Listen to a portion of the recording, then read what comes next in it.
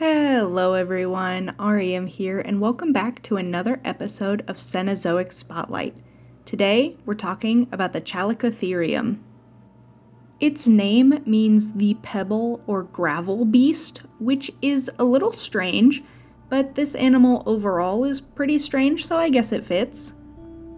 If you look at this interesting critter and you don't know what it is, I wouldn't blame you for thinking it might be another type of giant ground sloth, like we've talked about before.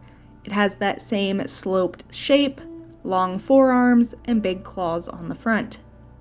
However, giant ground sloths and Chalicotherium are not related at all, so this is likely, you guessed it, convergent evolution. They shared very similar lifestyles, pulling down branches from trees to eat the leaves on them. So, if this thing isn't a giant ground sloth, what is it? I mean, nothing related to this exists today. Or does it? In a surprising turn of events, Chalicotherium is actually an odd-toed ungulate. Ungulates are hoofed herbivorous animals, and there are two types, odd-toed and even-toed. Even-toed ungulates have two toes. This is generally described as cloven hooves, like you see on sheep, goats, cows, pigs, and on and on. Camels are actually also even-toed ungulates, which I feel like gets left out a lot because their feet don't necessarily automatically make you think of hooves, but they are. So, what on earth is an odd-toed ungulate? Well, these are the hoofed animals that have one or three toes. One-toed hoofed animals, well, you guessed it, equines, anything related to horses, including donkeys, zebra, and their relatives. The other type of odd-toed ungulate, the three-toed ungulates, include rhinoceros and tapirs.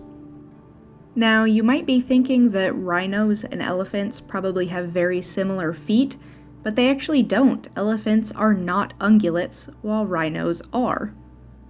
But before I get lost too much in the weeds here, let's get back on track. Chalicotherium is related to horses, rhinos, and similar odd-toed ungulates. I feel like once you have this information, you can kind of start to see it in the animal, although that might just be confirmation bias. I feel like it has a very horse or rhino-like head with the shape of its snout and the rest of its skull. So, to sum up this strange beastie, it's an ancient horse-rhinoceros creature that looked more like a giant ground sloth because it had very similar day-to-day activities, and it had huge clawed hoof feet, and in order to protect those claw hooves, it walked on its knuckles. How strange. My first exposure to the Chalicotherium was in Walking with Beasts, so of course I had to take that design as inspiration for my own. And that reminds me that I should probably go back and rewatch all of Walking with Monsters, Walking with Dinosaurs, and Walking with Beasts. I think I'll do that. And you should too. And that should remind you to smile.